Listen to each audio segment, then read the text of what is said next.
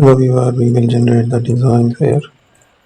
I will try the different shapes, apply the changes there. We will use the design for further. Keep making further structure there.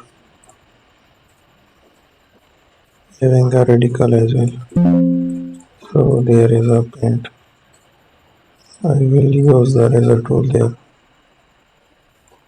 and take the shape. So there is a design. Add a paint as well.